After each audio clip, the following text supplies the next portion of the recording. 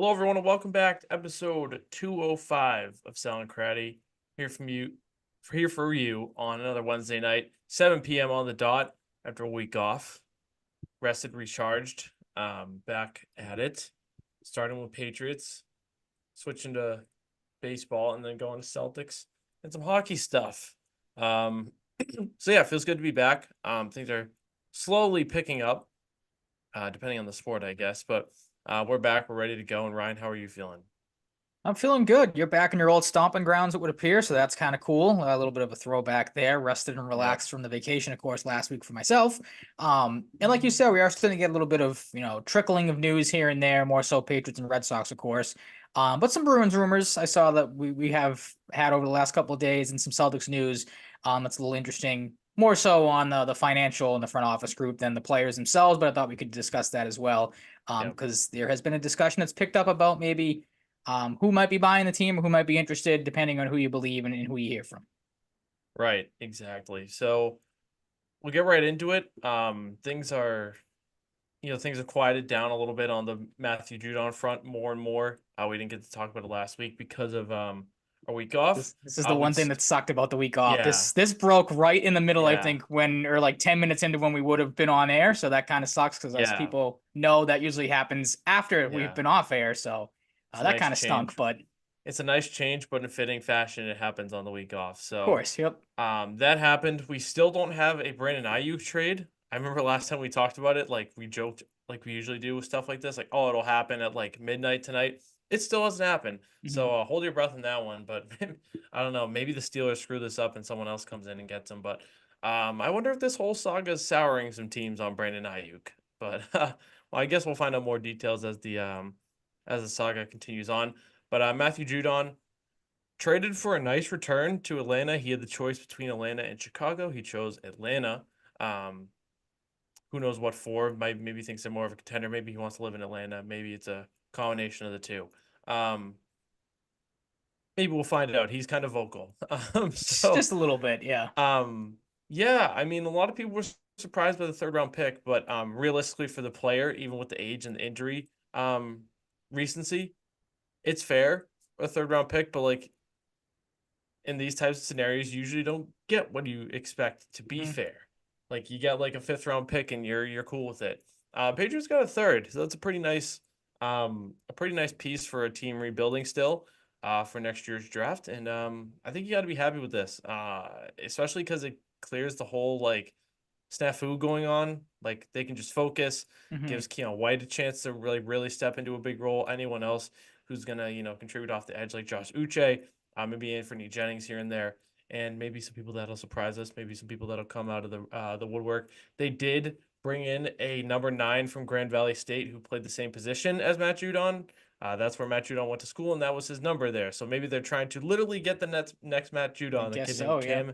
Cam McCarroll. So very happy with the return. Very happy this is done with.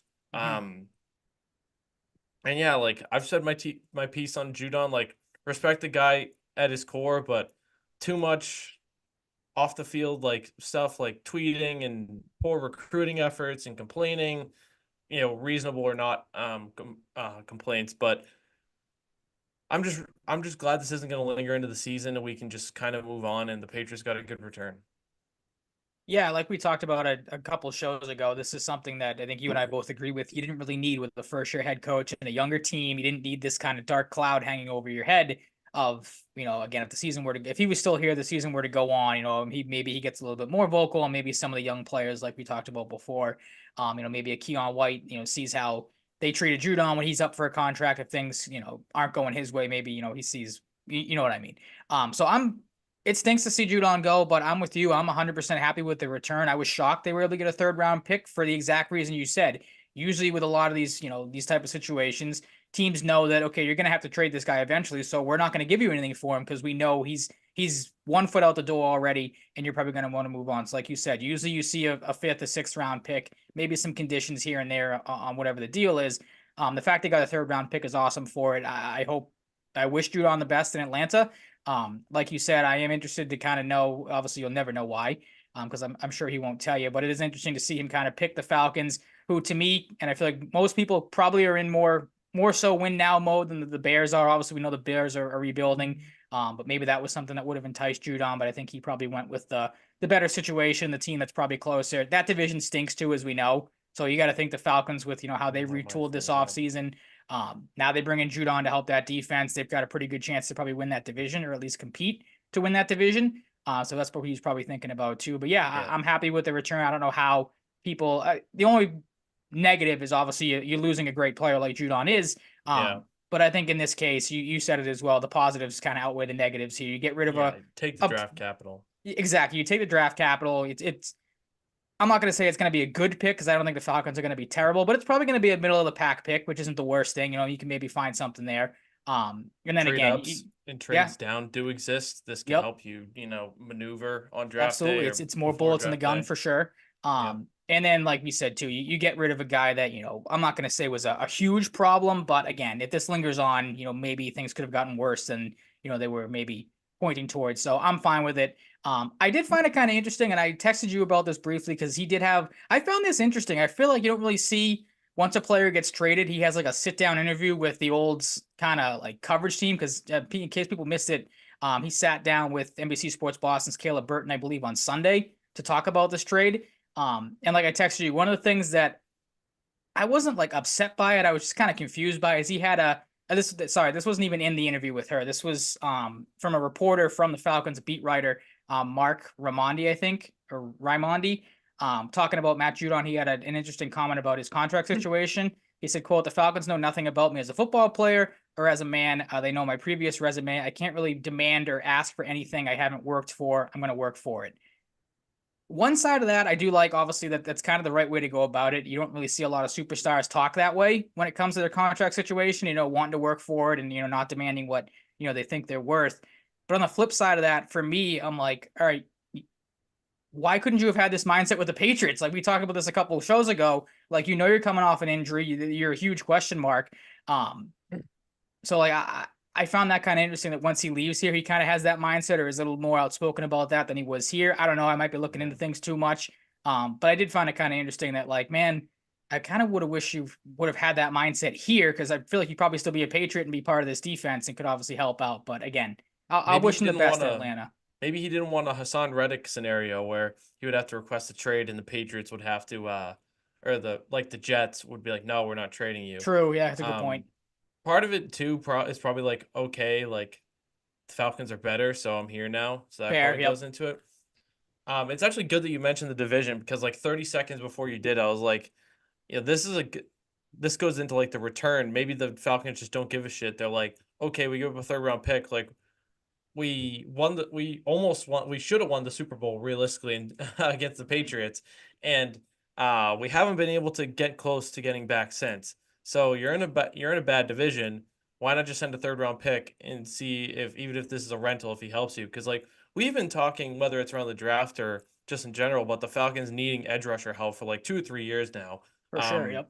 they've drafted Arnold Ebiketie a couple years ago. That has been like okay. He's been okay. They drafted Leatu Latu, who a lot of people considered the best edge rusher in the draft this past year. That's a huge step. And now you had Judon. So maybe they're finally, figuring it out, finding the right pieces. And like, hey, we're in the NFC South. Let's go for it. For Um, sure. the interesting thing too is there was a clip I saw that came out about Ryan Poles. Like they wanted to have the extension in place um, in Chicago. So that was probably like, okay, I don't know how much that factored into his mindset, but it was just an interesting note. Like Judon, like picking one side. Like, sure, he would probably like a long term extension, but like maybe he's like, okay, I'd rather go to somewhere I want to go. Like, I'll enjoy being more, even if it doesn't come with the extension. If it gets me out of New England, it gets me out of this headache that's going on from both Yeah, sides. absolutely. Because I have nothing to say negative to say about Elliot Wolf and Matt Groh in this scenario, but like they cause part of the headache here A because little bit. Yeah, for the sure. stubbornness. But it's good stubbornness in this case because this type of extension doesn't fit in with the Patriots window right now. And I'm glad they held firm. And yeah, like it just gives me more comfortability in Elliot Wolf. He did say, he feels good about the Patriots, like maybe just fluff type of stuff, but he feels good Oh, about them like being absolutely. good, Yeah. like contending a little bit. I don't know, I don't remember the exact words, but like feeling good about the season. he just has to say that type of thing. But Yeah, absolutely. I really like what he's doing. That he held firm here, and he got the return he did. So Mhm. maybe that's an Elliot Wolf masterclass. Maybe it's desperation on the side of Atlanta. Maybe it's a little bit of both. But I think he'll take this cut bait and move on. I'm just happy he's gone. He could have said whatever he really wanted to, and I didn't want to let it bother me, and it really hasn't. So I'm cool with it. I'm ready to, let the Judon stuff die and wish him the best in Atlanta. I guess it is what it is. Mhm. Some players force their way out, um, and he did. So that's just the nature of the business, and we'll see how it goes for him in Atlanta. Yeah, absolutely. And again, I think that's probably I think a young team in Atlanta. I might be mistaken. So obviously, kind of the flip side of the Patriots thing. You don't want a veteran guy causing problems. Maybe for the Falcons, he's like you said, could be happy in Atlanta. Maybe that helps that team out. You get a veteran leader who's obviously been to Pro Bowls, has played in the playoffs with the Ravens before. Like this is a guy that's kind of been there, done that type of thing. So that's probably a decent guy to look up to if you're a young player on the Falcons. Yeah, and it's interesting too with something else that just popped into mind. I wonder how much Raheem Morris might have had. Obviously, like the coach has a lot to do with the decision if you're picking Yep. between two teams. But Raheem Morris, like big defensive background with the Rams. I don't know what his background looked like off the top of my head before he went to the Rams, but like maybe he's a huge Raheem Morris guy, and he gets right back to being Matt Judon. And it looks kind of crappy for the Patriots, but like is Matt Judon going to get you in the playoffs? No. Absolutely not. Even if he has 15 sacks this year, I'm okay with the trade. Like you're not going to Mhm. extend this guy long term. They made that clear. Um, they stood on business here and got what the best return they could have. Yeah, I'm right there with you. I mean, I'm sure there's people that maybe wanted to argue that okay, you hold on to him, maybe he plays this season, and maybe you deal him with the trade deadline. But then that kind of brings up all sorts of problems. As maybe he gets hurt again, that obviously diminishes his trade value. Maybe he doesn't play well, and you get to the trade deadline, and nobody want, or I'm sure people would want him, but you're not going to get a Yeah, third round pick for him mid season. So I'm with you. Cut bait when you had to. Again, shocked that they were able to get as good as a return as they did. I kind Like of wonder if that was part of the reason why they got a good return. Like the Falcons might have been like, hey, we want to get him like some time in training camp before the season. Like that's we'll do yeah, what's asked. I mean, I interesting don't way to know. think That's about just it. Yeah. speculation. Get them up to But this, speed more in the system and kind of yeah. hit the ground running when the season starts instead of having a couple weeks at the start of the year to figure some things out. So yeah, that's an interesting way to look at it. Who's their defensive coordinator now? I'm curious. I wonder if he's like Jimmy Lake. Any Jimmy ties Lake might to have also been with the Rams before. I could be wrong. All right, he said University of Washington, the Bucks, and the Lions. So never mind. no Why did I think he was the Rams as well? So Jimmy Lake, maybe that's part of it too. Maybe you big really Jimmy like Lake Jimmy, guy? big Jimmy Lake guy. Shall we shift to training camp? Sure, there's been some news coming out. Some today, a couple over the last couple. Obviously, we missed a game to talk about, which we're not going to really recap any preseason games because that's not what we're about here. But there has been some interesting developments at the quarterback position. That maybe we could get some thoughts on here. Yeah, I mean, I guess it makes sense after the Eagles game. So we're in real time Drake May QB1 talks. Do you want that though? That's my question to you. Because I agree with you 100%. The stat line 6 for 11, 47 passing yards, and a rushing touchdown is not going to jump off the page. But you and I were texting during that game. And there just a couple of decisions. There was one, I think, either rolled out right or left to avoid a sack, which I texted you. Like, it's nice to have a quarterback that has the brain to do that and not when the pocket collapses, he just collapses along with it and falls to the ground. Um, there was a little like jump pass he threw that also he got the personal foul on for the roughing the passer, which was obviously a more athletic play than you've seen any Patriot quarterback make in God knows how long. So again, the stat line wasn't the flashiest, but he looked really good and really comfortable at times. And like you said, that has kind of led the door to creep open a little bit on maybe he's going to start week one. Gerard Mayo was on WEEI's The Greg Hill Show on Monday, I believe. Was asked about the potential of a quarterback battle. The question was, could Drake May start week one? And he said 100%. We don't have a starting quarterback right now. When it's time, we'll announce that. He could absolutely be QB1, but then also said so could Jacoby. I think he had a comment today, something along the lines of like, you'll find out what, next Monday or Tuesday, who the I opening think day it was Monday, he quarterback's going to said. be. Um, So he also said like something along the lines yesterday, like you have to play to get better. So maybe that was tipping his hand a little bit. Maybe a he's little just bit. feeding the fire. Um, yeah, to go back to your point, like I'm not gonna complain if Drake May is the week 1 starter. Okay. It gets to a certain point if he earns it, especially with another good performance on Washington. You kind of have to give him the reins because he's earned it more in camp overall. If you True. feel Yep. that way as a whole, but I am still more comfortable with at least giving Jacoby Myers the reins to start. But now I'm more or Jacoby Brissett. Mhm. I Tough. thought I mean, Jacoby same Myers name. too. At least I Yeah, didn't say Jacoby Ellsbury and go wrong that's true. sport. Complete. Um, Yeah. like I'm definitely the camp now more of like Jacoby Brissett has a much shorter leash. I And I wouldn't wonder if argue that's where that. they're leaning. That's an Like, interesting way what to if it's look like at it. three or four games, they're not impressed, and they're like, okay, week 5, Drake May. See, I can't remember which week I had because we did this way back a bunch of shows ago. When we first did, I think the schedule preview and predictions. What was the week you'd see, and I can't remember what we answered, but I feel like we were kind of in the same ballpark around like first I five or was on so like weeks. The Arizona game for me later. Like that would be a good place to put him in. It was like week Okay. 13 or something. See, I'm on the fence. Like I'm with you. I mean, obviously you want the young, flashy franchise potential quarterback to start week 1, and you see you could try to get that return right away on a high first round pick. But then there's a side of me, and I think I lean more towards this side of I'm with you in the sense that I think the safer bet, again, if they want to stick to the plan of easing Drake May, in which I think to some degree they still want to do. Um, we've seen at times this offensive line has not looked great. The left tackle position has been in a revolving door so far, both in camp and in the games. Like Vidarian Lowe, shocker that the guy sucks at left tackle. Who would have saw that coming? He's also So, hurt now, so and he's also, I think that came out yesterday yeah, that he got today. hurt. So, that's not a huge blow, but if you were looking for a guy you've had here that's played the position before, then maybe you can make that case. So you have offensive line questions. We know that you have questions at receiver. Who's going to step up? Be the top guys on this team. I don't know if I want to throw Drake May into that the first couple weeks of the season. The offensive line's in shambles. Maybe he's running for his life the first couple weeks of the year. Yeah, Maybe he gets that's hurt. the I concern. said this. I was talking to somebody the other day. Maybe he just doesn't play well, and his confidence. These wide receivers aren't making plays. They Yeah. can't score, so maybe you have his confidence shaken a little bit to start the year. I would nothing against Jacoby Brissett, but I would rather have the battle tested veteran in there to start the season. Maybe Yeah. try to figure some of those things out. Again, continue to ease Drake May in, and then like you said, week 3, week 4, whatever the case may be, that's when you kind of turn the thing loose and give Drake May the reins and see what he can do the rest of the year.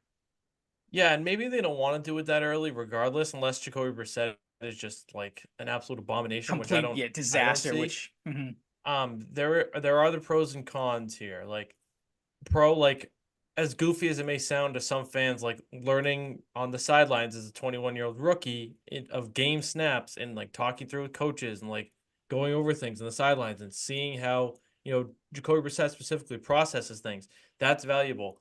What is also valuable is NFL game reps, yeah, the and actual action. especially Yep. especially when you have the potential for like a class of rookies that can really gel together. Like Mhm. the more and more reps with Polk and Baker, and depending on how much we see Jaheim Bell, obviously little less, but like the running backs, like the chemistry with how things work with Ramondre as a power back, lead back. Antonio Gibson's going to be here for a few years, so getting rest with him and anyone else. Um, but then the biggest con is the offensive line. Like I'm not okay with Drake May running for his life, but No. I'm okay with it in the sense that he can, like he's Mhm. mobile. I would rather not see it. Like, Yeah, I wouldn't take the chance. Yeah. is the offensive line gonna make me more comfortable in by week 5 if they're thinking of bringing him in? Probably not. So you're dealing with the offensive line being bad regardless. Um, but I don't know. I'm still kind of in the Brissett camp, but like I said, I'm not going to like piss and moan if Drake May is the week 1 starter. That's obviously a good thing. Um, I do like a lot of people out there, the idea of bringing in Dennis Daly, the offensive tackle veteran that was released by the Cardinals. Could be good to get a veteran Can't in. hurt. Yeah, that's for sure. Like you surely have the cap space. He's surely not going to be expensive at all. Mhm. Um, just do it. Like, because that's one of the big gripes. Like a lot of people are cool with like Ellie Wolf's drafting so far and aggressive approach despite not getting these big names at receiver. And like certain signings here and there. Say what you want to say. Um, But like you have a right to be upset with what he's done on the offensive line because it isn't enough. And Mhm. Okorafor has already had some rough moments in the preseason, and that was one of the And guys you signed. I don't think Nick he's been Leverett, 100% healthy either. Like yeah, he was Nick hurt at the start of Leverett camp, I think. might be a backup guard or backup center. Um, if you bring in Dennis Daly, that's at least another body. Like especially with Vidarian Lowe out, maybe the pressure's on a little more. Like, and the thing with Lowe is like you shouldn't have been projecting Vidarian Lowe to be a left tackle God, to no. begin with. But you know, when you have a patchwork offensive line that's very much in the early stages of being built, it's kind of what you have to do, I guess. As scary as that sounds, Mhm. this shows that you need a guy like Dennis Daly. Or what if David Bakhtiari wants to sign now? Like he's very old. Like why not Yeah. just sign him? I feel like I'd take him though over the Maybe possibility of they have Darian Lowe. Like maybe they have concerns after the whole Riley Reef experiment didn't go well maybe, with the yeah. veteran, but Riley Reef was also pretty old and not good. Mhm. So maybe Dennis Daly has more of the tank. I'll definitely say David Bakhtiari does. But yeah, I don't know. I think it's just good for reassurance, and you should absolutely do it more so if Drake is the guy. Like if Brissett, like you Absolutely. want to It's a protect good your way to look at it. quarterback, but especially with the rookie, like you got to try and bring this Dennis Daly guy in um, to help Drake May and hopefully prevent injury because the Patriots have a bottom three offensive line in the league. Oh, So without a doubt. that's the biggest sticking point on the whole Drake May thing. But that's where I'm at. Yeah, I'm right there with you. I think we're both in agreement on that. Like again, I found it funny where it's like, well, it wouldn't be the worst thing to, I'm not gonna lose, be upset if you start Drake May week 1. Like nobody would be, like you said. Like that would obviously be everyone's dream scenario.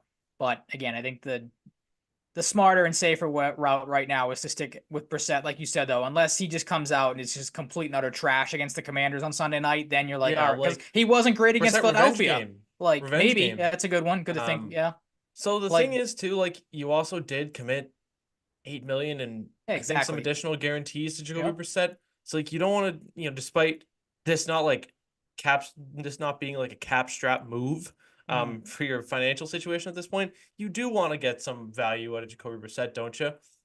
You would And think, like, yeah. yeah, I mean, There is it just that, is but what then it like is. I, It's just I I know we logistically said makes sense. we're not gonna talk about the preseason games or anything or go deep into it, but like the kind of thing that stuck out about that game was the interception in the red zone he threw. That was Like bad, yeah. that's a equivalent at least to a couple of years And ago Hoyer forgetting how many timeouts you, like you're a yes, veteran quarterback, you yes, should know good these. point. Yeah, Yeah, that's the thing by the that kind of way, worries you. Like, all right, if by the Brissett can't way, figure that out, preseason like broadcasts, I mhm. really like Brian Hoyer on the He's been good. broadcast. Yeah, him, the Um, McCourties have been excellent. yeah. Like that's Yeah, not the a first game surprise, the but McCourties like you could tell there were some lulls, like there were too many people, and then when they weren't talking, they were kind of like too quiet and it was very mhm. awkward. But Yep. I think they'll put it together. Obviously, they both have some TV experience already too, before this season. But um, shit. What was my thing I was Lost gonna train of bring thought. up? Um, So on Brissett was the it on the big broadcast? throw to Javon Baker that would have been amazing if he caught it. I wonder how much we're also talking about this if Drake May doesn't even attempt that. I wonder if that's like kind of like, oh my God, like that's part of the reason why everybody's on the upswing. This isn't True. the Yeah. whole reason, but I feel bad for Javon Baker in that game because the first catch was very catchable, but he would have been out of bounds, so it wouldn't have even mattered. Hmm. He was out of bounds maybe when he would have caught the ball, and he ran out of bounds at one point to get around the corner, so it wouldn't have Yeah, counted, it would have been. Yep. um, which would have been embarrassing. I'm sure dropping it is a little embarrassing too, but it is what it is. The preseason, he's a rookie. Um, yeah, I mean that just stinks for Baker to miss those opportunities, but I mean I'm not going to harp on him too much. He should have had even though he was diving, he like that was a pretty good ball, but Yeah, the one he it's a should have tough hauled in. catch. It's a tough catch, Yep. especially for a rookie, especially for someone that even for someone of Javon Baker's athletic caliber. Um, let's get back to the offensive line for a sec. With Vidarian Lowe injured, and regardless of any veteran they might bring in, will we see Caden Wallace, the natural right tackle at Penn State, who's got some reps at left tackle, get that first shot at left tackle? That would be a lot for him. That's another one I'm not super on board with. Hmm. Um, if So he that's another one starts where I'm week 1, I starting. would like that at right tackle. Okay. Like at least throw Okorafor back to left or Calvin Anderson at left to have like a veteran there. Um, yeah, but I don't know. Like maybe it's worth a shot. Maybe just a couple reps. But I mean, I wonder right now with Drake May getting first team reps for the first time, doing really well. I think he went 13 for 17 today. Um, do you want to just keep this group that he had today as that is the starting offensive line for week one if he's a starter? Or do you want to give Caden Wallace a little look? How do you feel about, because there were concerns when you drafted Caden Wallace, not like concerns, but like, okay, like, do you really want to try and turn this kid into a left tackle just because you need him? Mhm. Or do you keep him as a really good potential right tackle and he holds down the right side of the line with Big Mike for the future? But it's an option worth exploring. I don't want to see Caden Wallace at left tackle, his not natural position in week one. No, I mean unless you try it out in this final game against the Commanders and it looks really well, then I think okay, Yeah. maybe you have something there week one. But again, that's something I'm not Yeah. playing with, and especially if they decide to go with Drake May in week one, like I'm not like give that experiment a couple of weeks to see if you figure that out. Like try to again bring in a veteran at left tackle, see what you get there. Worst comes to worst, if Yeah. Lowe comes back and can play, then you go with him. But I'm not really Yeah. taking a chance with any Sounds fair. experiments this early on in the year. Like again, Yeah, I nothing want one against of Jacoby Brissett, Anderson but or like if Okorafor. Brissett's the quarterback week one, then maybe I'll experiment with it because again, you have that veteran Mhm. that should know that hey, I have a Yeah. rookie who's You never have a played the rookie here. position before, or has played it very sparingly. Um, Go with be smart, make the right decision here and don't hold on to the ball too long compared to May who might struggle with that type of transition. Yeah, and this is another one like a different, much different area of the line. Layden Robinson, fourth round draft pick, has really turned some heads. I wonder if we see him get some reps at left guard. Some good reps maybe, depending on how he does against Washington. Maybe he can take over the left guard job sooner than expected. Because I haven't heard a negative thing about Layden Robinson all camp, and that could be Good. people not really reporting on him as much because he's a guard and he's a rookie. Fair. Yep. Um, but like the things I've seen the past couple of weeks, people are really starting to be publicly impressed with Layden Robinson, the left guard out of Texas A&M. So, any thoughts on Layden Robinson, or just kind of like same thing? Like, hey, if he earns it, he takes it. Kind of the same, and that's good, obviously, because we know that one left guard is just an absolutely failed draft pick. I think at this point in Cole Strange, and then is it Mafi? Was he? There was another guard that was like having a horrendous camp. I think it was Antonio Mafi. So you might have a hole at that position if this kid can come in and fill it. Then I'm perfectly fine with that. But again, like I feel like you're playing with fire, especially if you decide to have two rookies on the left side. Then you're really in danger there potentially. But again, if he's played well and he's earned the spot, then I'm fine with maybe giving him a shot and seeing if he can continue to play as well as he has so far. Yeah, and it's good that you bring up Mafi because he kind of seems like a guy on the bubble right now to Oh, potentially be cut. absolutely. Like It is what it is. Like as much as you spent like a mid round draft pick on him a couple years ago, it's a Belichick guy. If he doesn't you know, fit the bill. Like Mayo said, like something about along the lines of like position battles, like you got to earn it. One of those like yeah, cliche types of absolutely. things, but kind of like reiterated that because of that time of year, that type of thing. Like you got to earn it. The team players that don't will be out. Um, you have to make tough decisions. You got to make a lot of them. So yeah, Antonio Mafi might be a guy on the way out. City So seems to be in good standing. So Mhm. we'll see what happens there. But there there's a lot of work to be done still on the offensive line.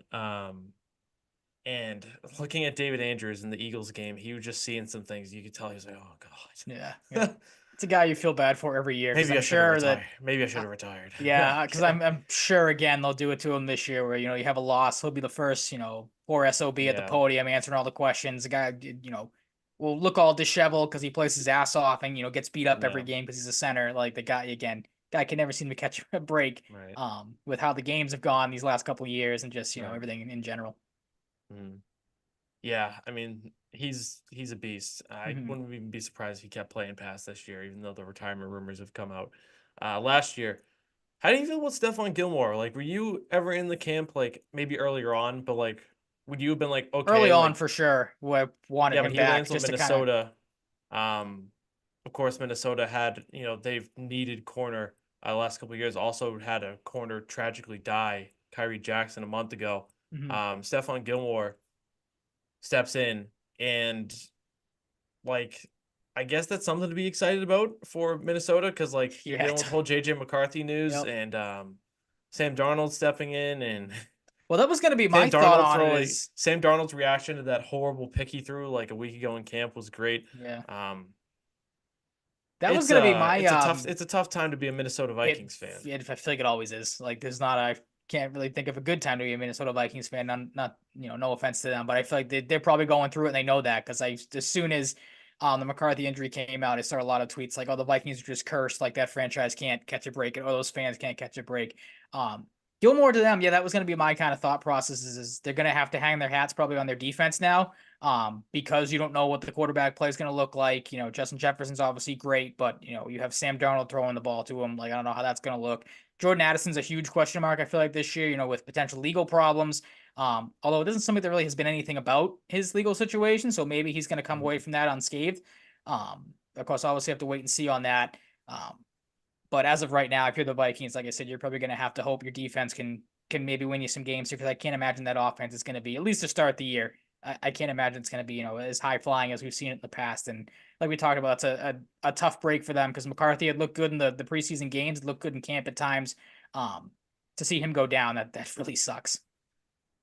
Yeah, like he jumps in with guys like Fabian Morrow, Cameron Bynum, just looking Shaq Griffin, Byron Murphy. Dallas Turner joins as an edge rusher. They added Andrew Van Ginkel, Blake Cashman. Don't know when they added him, but they got Jonathan Grenard from Houston, so that kind of replaces Daniel Hunter, Jerry Tillery from Vegas. So yeah, like that kind of goes back. Like defense is gonna have to keep points off the board if the QB play is gonna be subpar. Maybe Absolutely. Sam Darnold is great, but no, he won't be. There's always, Nick Mullins threw 4 touchdowns in his last game of the season last year. So I was gonna say there's always I one love throwing quarterback. picks, but He does. There's always one quarterback though, I feel like, that comes out and surprises you and fools a lot of teams, has one, good stretch and gets a nice contract at the end of the year. So maybe Sam Darnold's that guy, but I doubt it. Bailey Zappi, Mac Jones, Minnesota. Yeah, I mean, the Patriots should have called up Minnesota as soon as that injury happened and said, "Well, I we'll wonder take if they a did. sixth or seventh pick or round pick for Bailey Zappi. What do you just, let's make a deal Yeah. here."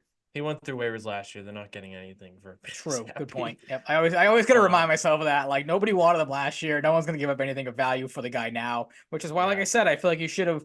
I mean, let's be honest. I'm glad you didn't see him in that second game at all.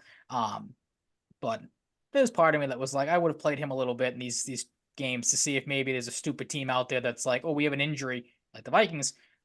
Maybe we'll throw something at you to bring Zappy in. But like you said, nobody wanted him last year. Why would you want him this year?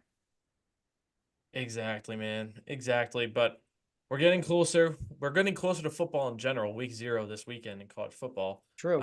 I think we skipped one thing on the outline. Speaking of guys that might not have a job come the end of training camp, you think Chad Ryland's going to be looking for a new home at the end of this last preseason game? And because the stuff you were sending me on Twitter was not very promising if you're a Chad Ryland supporter. No, it's just been really rough sledding for him. Mm-hmm. I was like sympathize for kickers a little bit, but it just gets to a point where like, sure, you're the Patriots and you're gonna suck, but like, why not improve the kicker position if you can?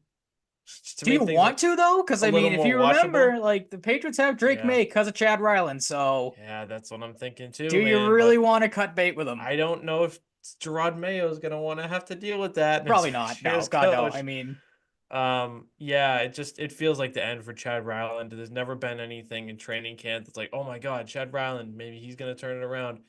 Just one of those picks that doesn't work out. And you brought in Joey Slye in case this happens. So if he earns it, give it to him. It's just really that simple. It sucks for Chad Ryland. Yeah, I mean, but it's not set in stone yet, but it kind of feels that way. I feel like it is. Been doing good lately. Chad Ryland really hasn't. For the people that missed it or don't know what I'm referring to, I have the tweets that you sent me earlier. The first one was from Mike Reese saying, could ultimately be a decisive day in the kicking competition with Chad Ryland 1 for 4 in the end of practice drill and Joey Slye 4 for 4 on field goals between ranges of 35-ish to 52-ish. Updated stats for Mike Reese. Slye was 40 for 48 in camp so far. Ryland 36 for 47. And then the other tweet from Mark Daniels in the kicker battle. Same thing. Slye was 4 for 4. Ryland was 1 for 4. The distances were 33, 41, 47, and 50 yards. I'm curious to see which one of those Ryland hit. Because like saying 33 would be the easy choice. So I feel like he probably was like got people's hopes up and like hit the 47 yarder. And then probably shanked the other three. Like, Yeah, it's a bad omen right there, man. I think the writing was on the wall too. I just remembered it because this was something we were talking about or texting each other about. And I asked you during the last preseason game because if people watched it, any field goal the Patriots attempted, it was Sly that was the guy kicking the field goals, and Right. Ryland was the one kicking the extra point. And I texted you like, is that something maybe to look into? And you said I don't think you said I said absolutely, but yes. yeah, you said yes. Um, Found it kind of interesting. I think that kind of, Yeah. like I said, a little bit of writing on the wall there that maybe they don't trust Ryland to boot anything outside of what's the extra point? 20. I can never remember what the hell that's Like from or what the 20, yardage 20, is. 25 yards, I think. Yeah. So Not super important. exactly. Yeah, exactly. But you know what I'm It's getting at. negligible. It's Like, you easy. don't. It's easy. Yeah, exactly. It's the Yeah. chip shot that I mean, Um, Ryland's not automatic on chip shots either, as we've seen in the past. So, like, do you I think he could hit just an extra point with no one like in the way? Just like normal extra point distance? Do you think he hit one? how many chances do I get? Just One. one? Yeah, one. Nah, I'd probably hook the thing left. Like, barely get it You'd off the probably hit it ground. short. Oh, I'd I absolutely think hit you it. would hook it. I I mean, think like, yeah, I think I just hit it short. Yeah, no, but I mean, like, short and like I whip the gotcha. thing to the yeah. Like, it would Fair, yeah, never. It would barely get off the ground. Wouldn't even go 5 yards, let yeah. alone I don't think 25. I would make it the first time, but maybe a couple No. tries after. But, um, good point. I wanted to get the Ryland stuff last, and I forgot to look back because we were kind of talking about like Maye in the offensive line, so I Hmm. just forgot on that. So good on you for catching me there.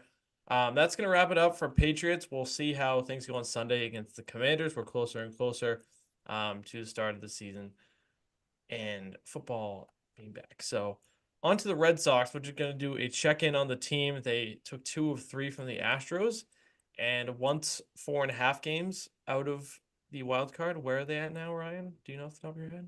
They are 3 back in the wild card, 3 back at the Kansas City Royals, 6 back in the division. If you're still holding out hope that the Orioles and Yankees are going to collapse, I am not one of those people. I feel like you probably are not either. But it is looking like the wild card is what the Red Sox are going to have to get. And to be honest, like I texted you earlier, I don't know how to feel about this team anymore because I was ready to come on here after Monday's game against the Astros and the utter collapse in the ninth inning, um, and kind of say, this it was a fun little run here, but I think it's kind of come to an end. Like this team is starting to show its problems. The offense has been good, but the The bullpen, pitching is the pitching, or I said the bullpen, but it's, yeah, you're right. It's the pitching as a whole before the last 2 games. Because again, the Red yep. Sox are making us eat our words here the way I wanted to talk about this. Hey, Um, no, they're not our words. They're not our words. They're your words Fair. so far. Yeah, they're exactly. Yeah, good point. Yeah, I'm not going to throw you under the bus with me. But no, I feel like it was a not a decent way to look at it, but like an interesting way to look at it because they had not been good. We talked about it 2 shows ago, and I think you brought it up that the offense had been great, but the pitching has really struggled. Again, these aren't updated because I'm lazy. I'll put my hand up here, but second half ERAs for pitchers so far: Chris Martin a 142, Weissert an ERA of 318, Boozer 327, and he's hurt, so you don't even one of your better relievers is on the shelf. You have to rely on, again, I don't want to dump on the guy too much. Nice story and Chase Shugart, but this late in the season, should you really be relying on Chase Shugart to try to help your bullpen out? Probably not. The guy's a career minor leaguer. Bayo's turned it around a little bit, a 344. Paxton a 409. He's hurt, maybe done for the season. You're now going to have to rely on 44-year-old Rich Hill for like the 4th time, which again, nice story, but again, something you don't want to have happen in a playoff race, I feel like. Tanner Houck has had his moments, a 454 in the second half. Criswell was good today, a 476. Jansen's had his moments up and down. He's ERA just under 5 in the second half. Winchkowski 540, Pavetta 540, Kelly 617, Lucas Sims 623, Crawford an 890 ERA in the second half. Bernardino, who had a good outing today, got a big strikeout against Alvarez, but coming into the game, a 958 ERA in 14 appearances. Bailey Horn, who stinks, again, a guy you shouldn't be relying on in your bullpen, a 964, and Luis Garcia before the last 2 nights, who has finally pitched 2 shutout innings. Before that, a 14.09 ERA in 7 games. Again, pitched 2 shutout innings the last 2 nights, so maybe he has turned a corner a little bit. But you're seeing it. This team, this pitching is taxed. Again, I'm eating my words because they've pitched well the last 2 games, but I think there's concerns there. Like you're starting to But see some of these guys. you did mention before the trade deadline that like guys are getting taxed, and now Yep. it's like still kind of happening, even with you adding pieces and some of the new pieces struggling. Yeah, the new pieces have not really, again, been good the last Yeah, couple games, but for the majority have not been great. Sims a 623 ERA in a Red Sox uniform, and again, Garcia This one was updated after last night at 12.46 ERA. Now that obviously has gone down with the scoreless inning today. But two guys you were kind of looking to rely on in the late inning situations haven't really carved out a role yet, and just have not been all that reliable. So there are concerns there. But again, they're still winning. Like they took surprising, like you just said, 2 out of 3 from the Astros after look like the sky was falling after Monday night's game against them. Where you blow that lead, or you come all the way back and then you blow the lead or blow the game in the ninth inning. To fight back last night, to fight today, and play pretty well against Justin Verlander was good to see. So that's kind of why I'm in a weird spot with this team. Like they have shown their problems for a couple weeks now, really since the All-Star break, but they're still finding ways to scrap out, win games. The offense is still great. Like I just don't know how long it's going to be able to keep up. Like if the offense starts to falter and the pitching can't come back to where it was, or even a fraction of where it was at the start of the year, like you're going to have problems here, which is why I'm weary on this team as of right now. Yeah, I'm weary a little bit too, but of course, when you have 2 wins against the Astros in the latter portion of the series, that helps. Yeah, just like I'm not as much worried about it. Like if things are gonna come crashing down, like right closer to the playoffs, or if you get into the playoffs, like things kind of fall apart. I'm just gonna kind of be prepared for it Okay. from a pitching standpoint because like it's been rough since the trade deadline, and it's been rough. Like the pitching, namely the bullpen, has been pretty rough. And Carter Crawford has let up like 49 home runs. Yeah, I guess, yeah. Yep. Just having the worst stretch of his career. Thankfully Bayo is settling back in. Mm-hmm. Um, Houck's had his but yeah, like moments, like this team has gone hot before, and they can do it again. So like mhm. they're not always like they're not this team that's gonna like round off 15 straight wins, I think, but like when they get swagger, they get swagger, and I don't feel like if they're down in the game, I don't feel super worried about it. Like they have the scrappiness to them. So um I'm still expecting this team to bump the Royals out and get the second wild card. That's my Okay. prediction. Um because I'm just not super sold on the Royals. Like that That's yeah, stat you showed, that's like against certain like bad teams, that's where they get the majority of their wins. That says a lot about a like a team to me. 13 wins Because like against the the White Sox or something. Yeah, this White year. Sox and A's, their record is great or something. Mm-hmm. Maybe it was a different team, but besides the A's. But yeah, that's a team that's like that's not sustainable in a playoff run to me. Maybe they get hot. It can happen to anyone. But I'm still expecting the Sox to make the playoffs in the wild card spot at this point.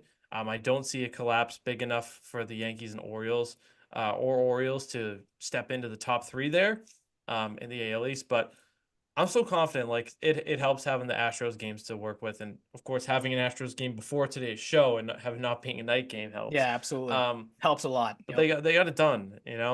Um, they're scrappy enough. I think they're gonna make it, but the bullpen will linger in the back of my mind, and I will be frightened when Cutter Crawford or Cooper Criswell pitch. Even Yeah, though I know. Criswell pitched Chris Paul today and pitched they well today. He did, yeah. went on to And win the he's game. I'm and he's just been one like of the better relievers too. Like he's hit the so it's not a flashy ERA, but it's one of the lower ones. I'm a prisoner to the name. When I saw him like as Yep. one of their signings this offseason, I was like, this Oh, feels like a guy I they're was gonna have to right there rely with on. you. Yep. So yeah, maybe I need to give Cooper Criswell a little bit more faith Yeah. in my brain. I said the Um, same thing about Romy Gonzalez, and that worked out really well for me. yeah, So Romy Gonzalez yeah. is good. Yep. Rob Refsnyder. Speaking of just random Red Sox note, might retire after this year despite hitting over 300 at like 30 years old. Any Yeah, thoughts talk on about that? a going out on top from a stat standpoint.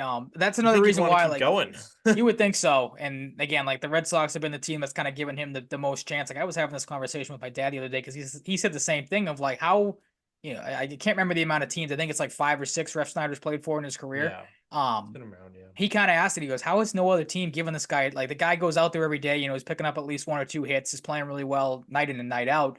Kind of surprising that a team doesn't give him a chance. So that was surprising too. Like you said, why maybe he's thinking of hanging it up because he's having a career year. I can't remember what he hit last year, but it was probably a decent year as well. Like he's put together some solid seasons for the Red Sox. So like you said, you think you'd want to kind of continue that and carry that over. On the flip side of that, though, that's kind of something, and I saw somebody tweet this out, the joke of like, go out there and win for Rob.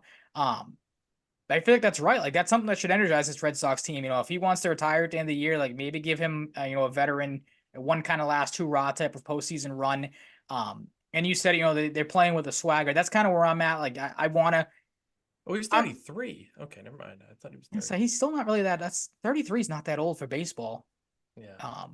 age, but like like again, I don't want to with the way they've played the last two games, I don't want to say the season's over because again, anything can happen. I'm kind of leaning the same way you are. Like, I don't really have a lot of faith that the Royals, like the Royals are gonna get cold, have to get cold at some point. Like they're playing insane baseball right now. That has to balance itself out at some point. Like you said, their schedule gets a little tougher. They're not playing the White Sox anymore. I don't think they're definitely not playing Oakland anymore. Having it here, the Royals schedule remaining against the teams they're playing have a combined record of 663 and 590. They got 3 against the Phillies, 4 against the Guardians, 4 against Houston, 3 more against Cleveland, 3 against Minnesota, 3 against the Yankees, 3 at Pittsburgh, 3 against the Tigers, San Francisco, the Nationals, and Atlanta. So it eases out a little bit again towards the end of the year, but for the next couple weeks, they got a gauntlet coming up. Philly, Cleveland, Houston, Minnesota, New York are all playoff teams. So the Royals going to go through what the Red Sox just went through, and the Red Sox, were able to hold their own against. You look at Boston's schedule. 3 against Arizona coming up, a rare 5-gamer against Toronto that's got a doubleheader in it. Detroit, Minnesota, the White Sox, Baltimore, New York, Tampa Bay, Minnesota, Toronto, and Tampa Bay. So the Red Sox, 6 games against the Rays, 3 against Toronto to close out the year. Like that's a pretty favorable schedule. So the Red Sox, again, they can keep it close. They're 3 out right now. Like they got a really good shot of making this thing interesting. And the question I was going to ask you, because it was talked about on, I don't know how much you've watched the alternate broadcast with Jerry Carabas. He had Tom Caron on last night, and they kind of talked about this. If the Red Sox, I can't remember what the question was exactly, but basically it was along the lines like if the Red Sox, they have this fight in them, they come down to it, but they don't end up making the playoffs at the end of the year.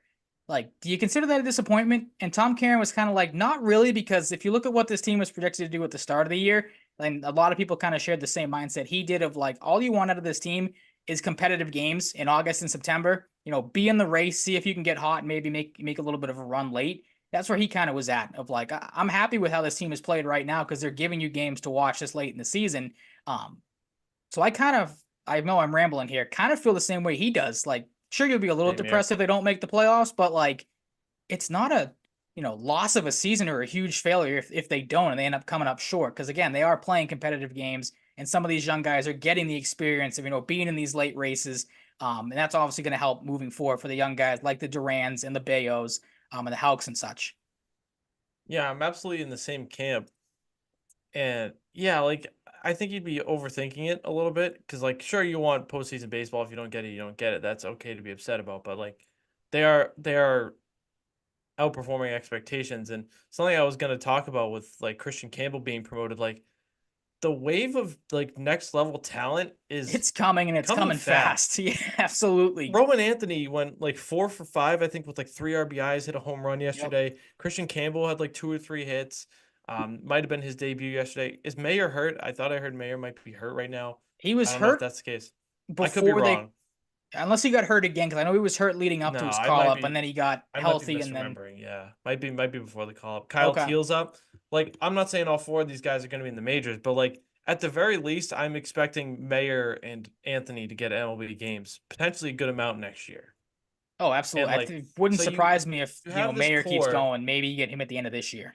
You have this core that you can Maybe. keep together largely and add to, maybe add a guy like Corbin Burns. And then you infuse Roman Anthony and Marcelo Mayer in there. Maybe not both of them to start. Like Tristan Kosh is hopefully fully healthy next year for a whole season and not missing a ton of time. Like this is a like pretty good roster you could put together, and Yeah, people should be absolutely. excited. Um, That's the thing too yeah, about but this year is the narrative has shifted a lot in the last 6 months. So oh, absolutely. Like again, I think that's a good thing to bring up. So we obviously don't talk a lot of prospect talk here, but like you said, the fact that you're getting, I mean, Campbell's kind of come out of nowhere. Like this was, he's I don't so know if good. he was ranked at least He in was their hitting like system, but 430 in Double A or something it was something crazy. ridiculous. Yeah, I mean, I think his nickname's Barry Bonds, so go figure with that. Like the kid's been absolutely phenomenal. Um, but that was kind of you mentioned Casas getting back, and that's kind of the thing too that gives you hope about this Red Sox team is they're starting to get healthy at the right time too. Like Casas looks like he has not skipped a beat since coming back. I think he had either another hit today, had definitely had an RBI. Had a big home run the other night in the win last night. Who's the reliever? I just had a picture in my mind, and now his name is gone. Um, Closer they brought in from not the White from the White Sox that's been hurt all year. Help me out. Liam Hendricks. Thank you, Liam Hendricks. Yeah, he's supposed to be coming back. I think either end of this month, beginning of September, because he's pitching in rehab games. Like I said, the thing that stinks is you lose Paxton. That was some starter depth. But maybe Rich Hill gives you something. I found it kind of interesting. They were It's talking funny about. that he's this. What is this, like his eighth time with the Red Sox I now? think it's either his fourth or his fifth. Or like I saw something that was like 8 times, something 8 times for Rich Hill. Might have been like in the Red Sox with the Red Sox. I don't Might not know. be. Might have been a joke. Um, I actually just checked. Christian Campbell was hitting 340. I swear I saw something with 400 plus for him. So it might have been like in his last Like, however so many games yeah. he's in like 430. Regardless, Christian Campbell has become like a blue chip guy Mm-hmm. in the last few years, and he's a freaking maniac. So Yep. But yeah, yeah, I Liam Hendricks mean, back, Kosh is back. yeah, you're getting all these guys back healthy, and again, that can give you some hope too. Of like, all right, you're starting to get healthy. Obviously, Hendricks will help out the bullpen.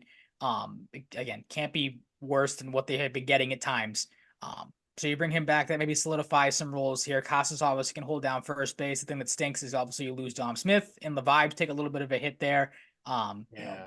That kind of sucked that they couldn't figure out a way to keep him around. But like I was telling this to somebody the other day, it's like, all right, you bring Casas back, then you really don't have a spot for Dom Smith. You're not going to DH him with how great Yoshida's been playing. Like Yoshida's been their best hitter the second half of the year, which has been awesome to see. You're not going to play him at first base because obviously Casas is holding that down. He played the outfield at the start of his career, I think, but isn't really, doesn't have the makeup for that anymore. Nothing against the profile of Dom Smith, but like you're not going to put that guy in the outfield and have him try to track down fly balls. I joked maybe you keep him around for the bullpen because he's had 2 or 3 scoreless relief appearances this season. So maybe you turn him into a two-way player, but that stinks that he ends up going. But obviously it helps getting Casas back. So it's an interesting spot to be in for the Red Sox. You talked about it. They got the swagger coming off this two-game win streak against the Astros. You hope it continues. Like I said, you got some easier opponents coming up here than you've had down the stretch. The Diamondbacks will obviously be a tough test. But Toronto, Detroit, the Mets have been kind of hit or miss of late. White Sox obviously are a team you should be able to beat up on. So you can make up some ground here. If you keep your foot on the gas, don't have this great series win against the Astros. Have a day off, I think tomorrow, and then come home and lose 2 out of 3 against the Diamondbacks and kind of put yourself back in the hole. Like you need to take 2 out of 3 from the Diamondbacks. Continue to beat the teams that you should beat, and put the pressure on the Royals because again, I think the Royals are going to cool off at some point. They have to. It's the law of averages. If the Red Sox can get hot at the right time, make a run late. And again, give you something interesting to keep your eye on, down the stretch. Because again, that's all we're asking for at this point from the Red Sox. Kind of sucks that that's the position you're in, with how the Red Sox have been, back in the heyday. But it is what it is. It's been enjoyable to watch this year. They've had their moments where you have a little bit of a heart attack here and there. But again, you hope they can continue this this big series against the Astros today. Yeah, absolutely. Like you gotta just believe at this point. Like why be miserable and not Say some believe? prayers, like yeah. Like have some fun with it. It's better than just like expecting them to lose, like and fuck it up. Mm-hmm. But there are some cynics out there. Just gotta hope for the White Sox series for the Red Sox that I saw Frank the Tank say today that he's 2-0 for the White Sox when he's in attendance. Keep So him you just far gotta away hope Frank the from Tank is. Fenway. You gotta hope Frank the Tank isn't at Fenway when the White Sox come to town. Well, they split with the White Sox earlier in the year too, that 4-game set. So you got to That kind of would be get tough. that out of the That back of would your be a mind. reason to be mad if they fuck up the If White Sox if you series. lose Because 2 out of 3 to the yeah, White Sox, then I think the season's over. Then yeah, that's you're tough. staring at Baltimore and New York. It's like, all right, like those are 2 teams that want to put you away. So like you gotta Yeah. clean up here. You gotta take 3 out of 5 in that Toronto series. Win that series, sweep the Tigers. The Tigers blow. The Mets will be tough because the Mets are I feel like the Red Sox of the National League right now. They're scrappy. They're having these awesome walk-off wins the last couple of nights. So they'll be a tough They series, also but blew one like the Sox did. true. But, Yep. yeah. So literally they are the National League Red Sox at this point. Yeah. But yeah, like beat up on the White Sox, finish out the year strong with again, Toronto, Tampa Bay. Tampa Bay's 500, but they're haven't been anything great this year, and you've been able to kind of handle them this season. So, and then it may be surprising people. They had a good series against the Orioles recently. So, maybe play the Orioles tough. They always play the Yankees tough and always seem to take series against them. So like I'm not worried about the Yankees unless I have to be. So like even a split with them in that 4-game set towards the end of the year, I'll be happy with that if you can keep yourself in the race. Right. That's where we're at, man. Let's just get ready for the stretch run here. Yeah. Because And if you're not though, and if you're out of it at that 4-game set against the Yankees, fuck their season up. play spoiler if you're out of it. Like then yeah, Great they point. give that make Great that point. enjoyable. Great point. Um, John Henry, Jeff Bezos, one of them might buy the Celtics or not. Doesn't We seem like have either one of them conflicting will buy the reports now. Celtics. Um, yeah, I'm still in the no John Henry camp to buying the Celtics. But Jeff Bezos, I guess, like whatever, like guy's got a lot of money, but both of these reports have been shot down. So could be conflicting sources here from people who have reported each side. Um, it could be the end all be all. They could both be just never have any interest in someone else, ends up buying the Celtics, Mhm. getting in the mix. But when are we gonna like do we have any timeline like when we should expect this to happen? Oh God, no, I have no idea. No. Anything Like financial related? No, you're asking the wrong it's guy. just it's just rumors till Well, Wick has it whenever. until what did their statement say? Obviously they have him through this year. Is it next year too? They is the last year, or I can't remember what they had it in Maybe their statement. 2026. I think it is. Yeah, It that might be rings a bell. So 2026. they got until that point. Obviously, it Don't takes quote time us. to figure these things out. Um, Yeah, but like Bezos, like he's kind of like maybe you don't want a billionaire like of his caliber, like one of the richest guys in the world. Maybe he's got like bigger priorities. I don't know, but he's definitely got the money. John mhm. Henry, like obviously don't want him to buy the Celtics, but like I guess we can just not worry about either of them. Yeah, I mean, I'm with you. I think everyone has echoed the same thought of that. No to Fenway Sports Group, no to John Henry, and that got shot down almost immediately. Maz, I think, had that on Faber and Maz either Monday or yeah, it was Monday. Where he basically said, he heard that Fenway Sports Group does not have any interest in buying the Celtics. Obviously, that report itself has come out from a couple of different people now, and he brought up an interesting point that like they when that group bought the Red Sox, obviously the Red Sox were not what the Red Sox are. They were kind of an up and coming thing. So he said, like, why would John Henry want to buy the Celtics at what they are now? A big ticket organization that you're not really going to get a whole lot of out of. Um, so I'm fine with that. Bezos, I know people don't like him. Like I Holy would have, shit. that would look like a very painful sneeze, God, that sneeze was just or lingered for pump a while. pump faked me like 7 times. Yeah, yep. God, that Um, happens. That happens like 90% of sneezes of mine these days. Like it's just like I get tortured. does not sound like it's fun at all. Oh, But back on Bezos. Yeah, not the like I feel like greatest guy. Like he's a little bit of a weirdo. I think a lot of people can agree on that. Um, but I think he would have been, the perfect type of guy to buy the Celtics. I know you said maybe, with as big, as a billionaire as he is, maybe the priorities aren't there. Like Bezos is the type of guy I feel like that people should want to buy the Celtics. You want the owner that has the deep pockets. That's not going to come in here like John Henry probably would have and be cutting costs left and right.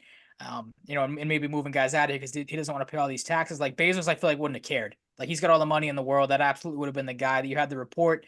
Because it was Bill Simmons that had it originally that there was belief that Bezos was interested in buying the Celtics, and one of the things he had is would want to build an Amazon dome, which the name probably kind of would have sucked.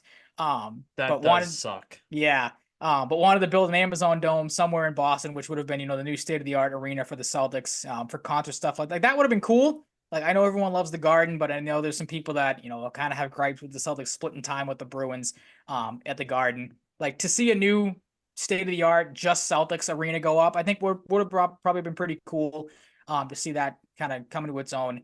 I Um, like where would that be built? that's the question everyone's trying to figure out. I've seen some people say over somewhere over by like I don't know the area all that well, but over by like Encore, Yeah, if that's there's right. Someone space. did say Encore area. Yeah, Yeah, like that's part of the reason probably why like that goes back to the whole Win Sports Group rumor too. Like yeah, yep. I guess that would be a good one. Like if they come in like and buy the Celtics, if the guy I'm drawing a blank on like below Wick on the chain of command just Oh ends up yeah, taking into that role, I forget his name. Paluca. Palyuka. Yeah, like Yep. that's I want that at this point. Like the boring way, like just have Palyuka take over. Like I Mhm. have no reason to like have concerns about this guy. So No, and that's the one I feel like a lot of Celtics fans probably would want too. It's the close to home guy that would obviously kind of keep it. I feel like the same way Wick has run it, which wouldn't be the worst thing. yeah, But again, like from the financial standpoint of Jeff Bezos doing it again, now that you said that you had the reports that he isn't interested. But again, someone like that has the pockets that you're never really going to worry of like is this guy really in on it? Does he want to, invest in this team? Like that, a guy like Bezos is the guy to do so because again, you got the deep pockets. The other factor too that people have talked about, which would have been cool. I don't know if you caught any of the WNBA game that sold out the Garden last night. Like a lot of people have said that if you get a new state of the art arena for the Celtics, maybe that comes with a WNBA team for Boston itself because it's kind of insane that the city of Boston doesn't have a WNBA team, which is a little strange. But that would be another cool side of it, from a financial standpoint, from just, a fan interest standpoint of getting a team, to play with the Celtics in whatever the new Amazon Dome, whatever you want to call it would be. So that would be something to keep in. Suck. It would be so cheesy and the so name is dumb. terrible. Yeah. Yeah. I was gonna say they'd brand it some way, but Amazon would be the brand. Yeah, exactly. They would brand it the Amazon Dome. Yep. Duh, Yeah, duh. there you go. Right. For anybody, just real quick too, like the Bezos thing, it came from at the information on Twitter. So, okay. which I looked seems pretty legit. So I was just gonna ask, is that a blue 100,000 check mark, followers. trustworthy? All right. So not just somebody trying to make a name for themselves. Gotcha. So, like I said, this is not going to be a short process. You'll get, I feel like, a decent amount of names, but you never really know who's actually in and who isn't. Maybe Tom Brady will buy the Celtics. Oh, maybe. Yeah.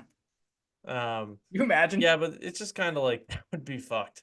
Yeah, like just kind of to get some Celtics stock in here, bring some ownership flair maybe. But doesn't look like we're getting any super big names. It would definitely be a talking point. Bezos, like I think one of the other things too that Bill Simmons says is that Bezos wanted to do it to be like more likable, which again, 100% see that because he's like I said, a strange guy.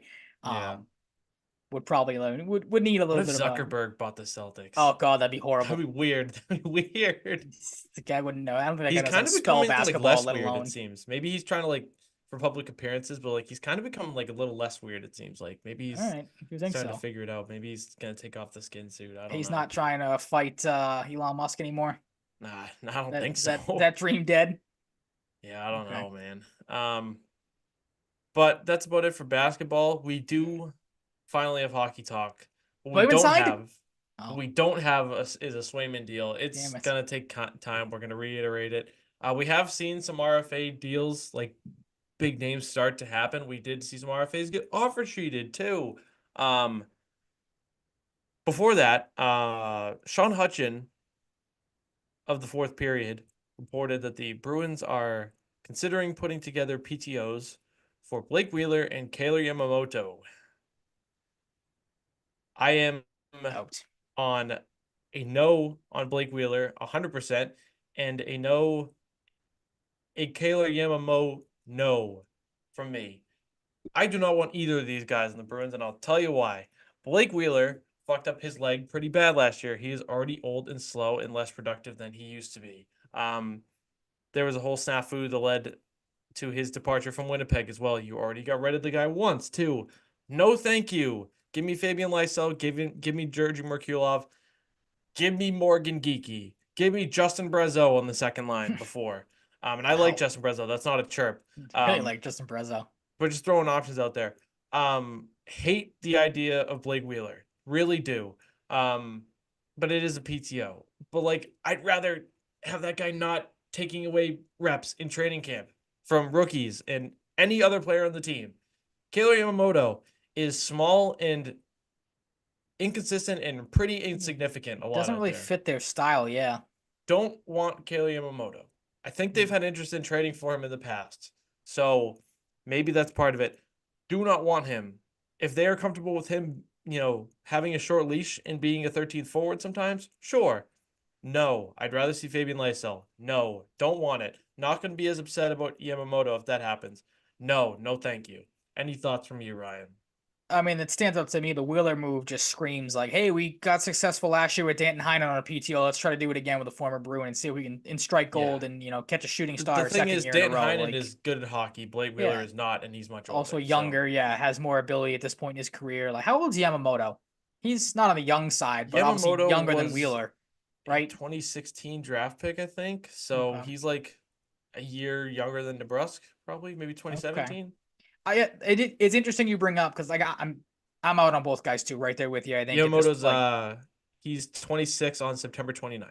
Okay, so maybe you get a little bit more out of him. You definitely would get more out of him. I feel like than you would Wheeler, but like I'm with you. I'm no on both guys, but it is interesting you bring up like maybe if Yamamoto comes in as like a 13th forward, then maybe you give him a chance. But I agree with you 100%. We've talked about this numerous times at this point. Like you should be trying to get some of these young guys, see what you have in them, especially Lysell. Like how many times are you gonna, jerk this kid around and maybe give him a chance to play?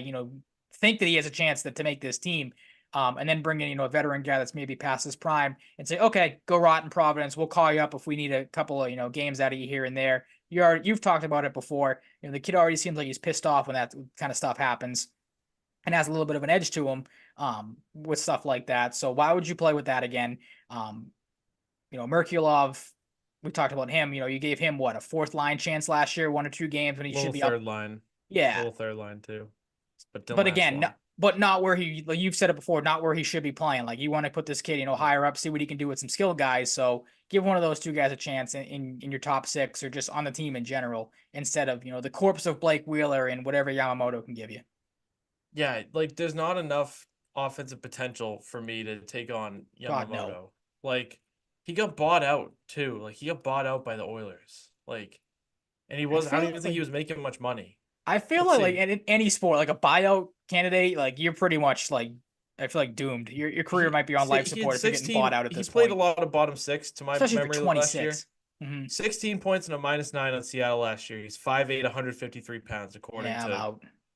to Hockey Reference. That's not a guy like, sure, if you bring in a PTO, bring him. No, like I want to see Lysell.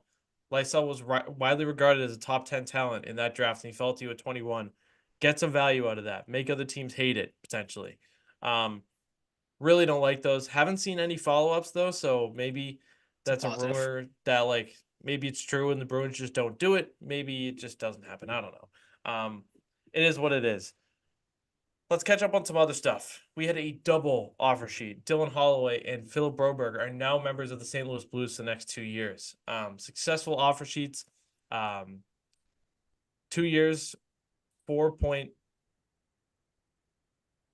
yeah, 4.589 4.580914. So it's like 2.25 whatever for Dylan Holloway. That number is so specific because if they did like $1 or $2 more, it would have been a higher draft pick because the brackets for like how much draft compensation. Okay, Have I you didn't seen know how the that. compensation No, ladder I works? never knew that. Look up how draft pick compensation works. Like it's very specific numbers. Like the cap for one range isn't like 2 million to 5 million. It's very specific numbers. So if they went higher on Holloway, they would have had to give up more draft capital. Same thing they did on Broberg.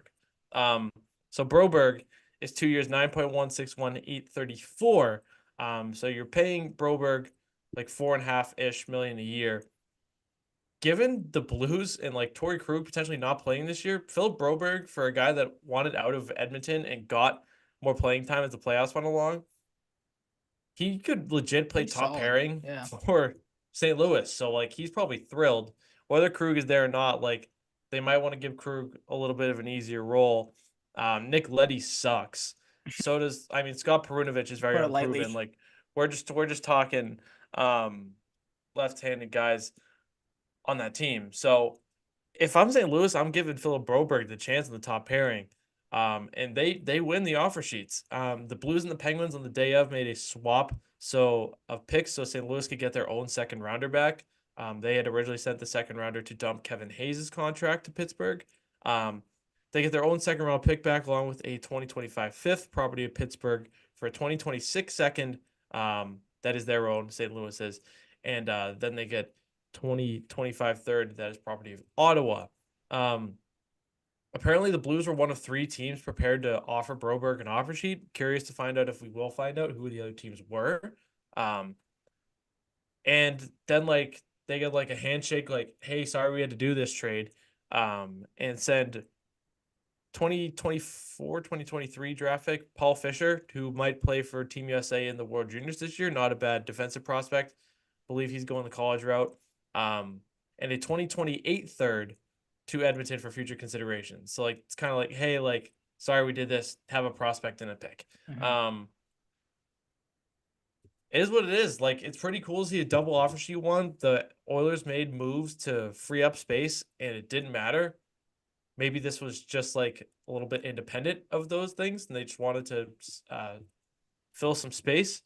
But on those trades, Edmonton sent Cody Ceci and a third to San Jose for Ty Emberson. So they get Ty Emberson back to replace Cody Ceci. Has looked fairly decent at times on a bad San Jose team, and he's young, so maybe that ends up working for Edmonton. And they get rid of Cece's contract. And they got Vasily Podkolzin, who might have been playing bottom six, not playing a lot in Vancouver. It looks like a rough first round draft pick from a few years ago. They get him for Ottawa's 2025 fourth. So Vasily Podkolzin maybe gets more of a role. So does Ty Emerson in Edmonton. And now Connor McDavid is the oldest forward. No, not the oldest forward. No, what was Oldest player. no? Damn it! I already forgot the tweet. Um, he's like the longest. I don't know what was the fuck. I should have found the tweet first. There was some funny tweet about like McDavid with a Holloway out in like the forward core comparison. Bad moment by me. Too bad Um, it happens. Disregard, it happens. But the Oilers, I can't say, are now the oldest team on average in the league. Interesting. 30.7 years old. Um, Is that a good thing or a bad thing? Get some Having a guy veterans, like but Holloway around would have been nice for when you potentially lose a guy like Leon Draisaitl. mm-hmm. If you lose him, uh, Evan Bouchard's gonna need a big payday. Have Phil Broberg would have been nice. They lowballed the shit out of both of them, so they deserve this. Damn, I really wish I remembered that fucking McDavid thing, but it's clearly not that important. Um, yeah. Did you have any thoughts like following this whole saga? Not really. Didn't really No. know about it until you brought it up, to be honest. But on St. Louis's side, now you have a St. Louis team that um, brings in Holloway. They got Matthew Joseph in a cap dump and Radek Fox in a cap dump. So a little bit different look in the bottom six. We'll see if it looks good. And hey, if Broberg pans out, that's great. At least he gives you left D depth for 2 years. Like this is a can't miss thing for the Blues. Like if it doesn't work, you only have them long term for 2 years. You can trade them or do whatever if it Hmm. doesn't work. Dylan Holloway really looked good in the playoffs at times, like really came into his own, played a little with Draisaitl, and so did Broberg. So maybe this looks great for St. Louis.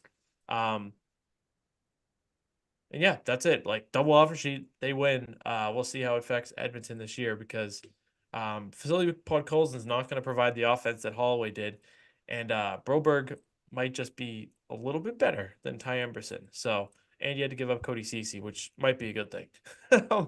But other news: Jakub Vrana back with the Capitals on a PTO, so maybe he goes back home to where he won a Stanley Cup. He's a great player. It's been tough for him the last few years. Ryan Johansson and his crew will file a grievance potentially against the Flyers for terminating his contract. He apparently had a pretty severe injury that prevented him from playing after he got traded, cap dumped from Colorado. So we'll see how that pans out. Maybe he'll win the grievance and get to keep the money, and they'll just mutually part ways. Um, Matty Beniers, local kid, just under 50 million for the next 7 years. Had a down year last year, so rightfully some fans are worried, but he's a great player. Um, he's a guy that can be a really good three zone guy. I think you take this bet with the cap going up. Hmm. And he gets paid. That's another guy. Like we're talking about some of these RFAs for anyone worrying about Swayman. Matty Beniers is off the board. Cole Sillinger got off the board, signed a 2 year, $4.5 million deal with the Blue Jackets today. Slowly but surely, we're Um, getting there. yeah, like we're gonna get there with Swayman. Don't worry about it. But like I get it from the whole Elliot Friedman stuff last week. Like, oh, they're not close. Um, they have time. Swayman went to a wedding. Swayman was in a triathlon the other day. I saw him with like a silver medal. They don't like teams don't really. We're seeing it kick up in the last week or so because teams are kind of like getting out of summer mode. Hmm. We saw a lull for a reason, guys. Um, Tanner Pearson to Vegas on a PTO, and Gabriel Landeskog might finally return to game action. Whether that's in game one of the regular season, a little later. He hasn't played since the Cup Finals due to a very, very significant knee issue. So maybe he's a shell of himself when he comes back. Maybe he's Gabriel Landeskog again, and after losing Val Nichushkin to a suspension, they just get their captain back. Because you know, things when they're going go for the Colorado Avalanche. Just look at that team; they're phenomenal. But yeah, that would be pretty awesome to see because like you win a cup and then you can't play for 3 years. Like that Yeah, that would be sucks. yeah. especially as the That'd be captain. tough. Yeah. But yeah, that'd be pretty cool to see Gabe Landeskog back. Mhm. Um, Other notes, we had some trades. Pittsburgh gets a third and a sixth to take on Cody Glass's contract. I don't know where they were on the cap before for Nashville, but clearly don't see Cody Glass as part of their future. Um, I don't know if you saw the Instagram comment. Some guy like, oh, they took on a bum, and Cody Glass responded to the guy and was like, "Come on, guy, at least give me a chance." Do not see that. That's great. That's a wild one that hasn't panned out. Cody Glass was a top 10 pick, I think, in 2015, and like he was awesome in junior, and it just hasn't worked out. Um, Talked about the Edmonton trades. Montreal, Patrick Laine saga is over in Columbus. Don Waddell said he is going to make changes. He'd made changes since he came in. And Patrick Laine was one of the guys that actually requested a trade. So different look on the back end. Like getting rid of a few guys, letting a few guys go. And adding Jordan Harris in this deal.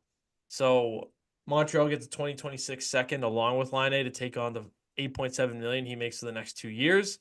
Uh, good on Absolutely. uh, good on Montreal to not or Columbus to not have to retain any money, even though it's only 2 years. But Montreal, like it's been tough for Line mentally these last few years. So you got to hope for his sake. He feels good. He launched a whole new initiative with his wife or girlfriend. I don't know what their status is if they're married or not. For mental health,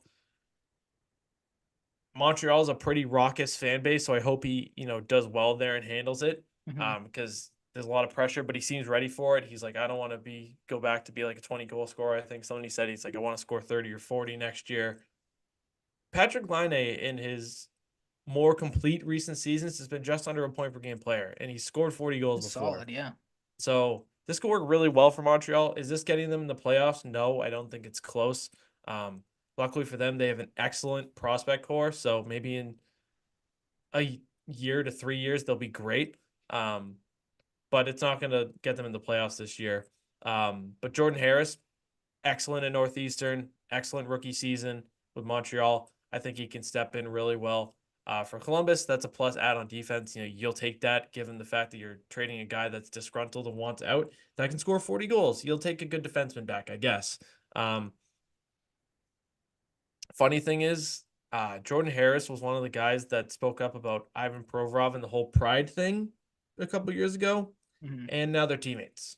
Oh, that's good. So yeah, there's that. Someone needs to have a sit down, Yeah. hash some things out. I don't really know if Don Waddell cares because he just came in. So like Probably he's not. gonna Yeah. be like, all right, you guys are gonna hash this out. Like I don't give a fuck. What if he was like, "Oh Yeah, I'm fuck, wait, what excited to. happened? What?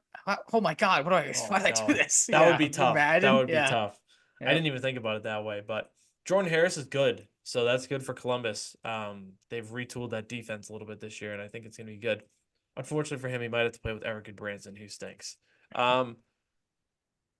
We heard about Yaro Skarov and potentially wanting out around the draft. Apparently, Nashville's looking for a top 5 pick for a former first round pick that never played a game.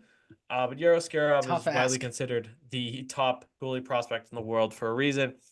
He has officially said, according to Kevin Weeks, that he will not report to Milwaukee, who's pretty good for an NHL team. The Milwaukee Admirals are good, and is requested a trade. And he's also got the right of, playing unbelievable down there. So he clearly wants to go to somewhere where he can play in the NHL. And that's totally fair. He has requested trade. A lot of people, including myself, wonder if Chicago kind of pony up. They still got a bunch of extra draft picks. They send a big one or like a good young player to get Askarov, get a goalie of the future. They have a couple good young goalie prospects, Drew Combiso from BU and Adam Guyon, who I'm a huge fan of. But Yaro Skarov is the best goalie prospect in the world. Like him and Jesper Wallstedt, that's an upgrade. That's a team like Chicago, big market. If you're serious, like if having a goalie of the future, nothing against the other guys. Yaro Skarov gives you the best chance of the 3 for an elite goalie. He's going to cost a lot. We'll see if it gets done before the season, but I'm sure for Askarov's sake and the acquiring team's sake, they would like to get him before the season, so he's You not would just think, sitting yeah. out and training off ice or on ice somewhere else, not in Milwaukee with the Admirals. So Michael Gallagher at MG Sports _ said, look out for Carolina and San Jose as well. San Jose makes sense too. If they want to get back into contention, having a #1 goalie for the future helps. Carolina would piss me off because they're Yeah, really good with Carolina would Russians. suck. Yep. They already have Kochikov. Like you have a good Russian. You have a good Russian. Keep him. Well, Fuck off. it's the You same can't have a argument you had for Scarab. the other guy. Not Yeah. allowing it. Drawing the line in the Okay. sand. Official. Line in the sand right here. Not allowing Carolina to trade for him. No. And they have all their first You're round gonna get a picks, so I'm a call from little Gary frightening. Bettman when that happens. But like, hey, can we? I just wanted to run this trade by really quick. Are you? It's like a sea bear circle in Yeah. SpongeBob. Yep. Can't do it. But yeah, I imagine there are teams we haven't heard about that are also looking at Yaroslav because they should be because he is quite good. A team like Chicago, like you said, should be all over that. You pair him, like you said, a stud number one goalie with your stud number one center for the Bedard, yeah Korchinski, the long you time drafted being like Levchinov, like Frank Nazar looks really good. They got a good core. You need the number one goalie too. mhm. But like I said, I am a big Adam guy. So that's about gonna wrap it up. Unless you have any leftover hockey thoughts. Anything we haven't talked about. Elias Lindholm's in town. They've been doing a lot of content with him. You did see, yeah, he did. You told me that the other Um, night. I don't think so. I mean, the only other thing that kind of comes to mind, you touched on Swayman. Like, I think I texted you this. Like, they again watched the alt broadcast last night of the Red Sox game. They randomly had Jim Montgomery on it. I think he was on to talk about yeah. some maybe like I can't remember if it was a charity thing or something him and his wife are doing. So I think that's why he's in town for that. But Carabas asked him because I think Carabas' sister's a big hockey fan. So he's like, the one thing I need to ask you is what's the deal with Jeremy Swayman? When's he signing? And Montgomery kind of said the same thing. Like, it's gonna get done. Like, it's gonna take time. Like, That's how people, Swayman seems to be yeah. too. Like he's like, it's gonna get done. Yeah. Like he'll let his agent handle it, kind of like a Pasta type thing. Like Pasta The way I seemed like look that at type it of guy is too. as long as you don't get any of like what you got last year of like him kind of being like, I hate the process of like I don't want to go through like until you start to see Yeah, me or hear some like negative, super negative stuff come out. Because like obviously, like you said, you hear the report of like, oh, they're not close. Like that's a negative report, but it's not like, all right, he's like now reconsidering signing this or he's getting pissed off. Like until you start to hear that stuff, then I think you can legitimately worry. Um, but I've talked to you about it. I've talked to my uncle, who's a big hockey fan. My grandfather's. Everyone has said the same thing of like these things take time. Like it's yeah. not gonna get done overnight. So and it's They gonna get didn't done at trade some for point. Like Korpisalo to make him the starter, guys. exactly. There's some people out there that think I that would if you listen cry. to enough, I would yeah. cry if Korpisalo was a starter. I would cry. Hmm. Um, but yeah, I think that's gonna wrap it up. I will give a plug to an old friend of the program because talking about Fabian Lysell made me remember this. Evan Marinovsky, if you look it up on YouTube, did an interview with Fabian Lysell like last week that I haven't had a chance to listen to. I think it's like 20 minutes long. Would recommend that because I'm probably going to listen to it after this. And yeah, maybe it'll give us a little look into Fabian Lysell's head going into training camp, his biggest training camp. That is going to wrap it up. Good to be back. We will be back next week. I do want to put it out there that my dad's birthday is a week from today, so maybe we'll have to do a Thursday or Tuesday show. I don't Okay. know. Putting it out there. Don't know what he wants to do. Can't. Sometimes we do. We had a lot of August birthdays. Sometimes we do Hmm. them at a later date where everybody can get together. Makes So sense. Next might be week's occupied on the Wednesday, big but football one though. We gotta get it done at some point because I think math we will. wise, We next will. week is the. I had a buddy of mine text me. He's very excited for the football. He loves the schedule prediction one because he jokingly asked me. He goes, "Which team is Mike picking to go 0-17 this year?" I know. No, I don't know Yeah. if anybody's going on 17 this year, Mm-hmm. but And he's 17 and um, O's. no, I don't Okay. think so. No, but All right. I joked because we talked about it in the group chat. Mm-hmm. We're gonna do like the four of us. We're each gonna run the record prediction. Okay. Truck won't because he hates it because he said it takes too long, but we'll make him do it. He thinks the Um, website. It's just tell the punch it into the website. It does like it for something you. happened. Like Something happened when he was doing it. He's like, yeah, I'm done with this. I'm not doing it okay, again. and being like glitched Um, out or no, but Pat asked if I was gonna how many undefeated teams or if I was gonna have two undefeated teams again. I said I'm gonna have four. there you So go. All right, doubling down. um that was just a good prank. So Yeah. I'm glad that one landed and it still does to this day. But that's gonna wrap it up. We'll see if it's a Wednesday show next week. I don't know if we're doing Wednesday birthday festivities for my father, but it is his birthday week from today. So just putting that out there for the listeners. Thank you so much for listening, new and old listeners. We hope we we didn't keep you waiting too long, but it is the dog days of summer, but it is picking up. It is picking up. It's gonna be back to regularly scheduled programming. Um, so thank you for listening, new and old. YouTube, Twitch, Spotify, Apple, Podbean, Podchaser. You can rate and review on Apple and Spotify. Give us a like on YouTube and subscribe to the Full Press YouTube channel. Follow us on Twitter at Mike_Cratty, at Ryan_Salvaggio, and the show at Selling Cratty Pod. And you can follow us on TikTok. Just throw the name into the search bar. We'll see you next week. Stay safe, stay healthy, be nice to people, all that good stuff. And we will talk to you then. Peace out.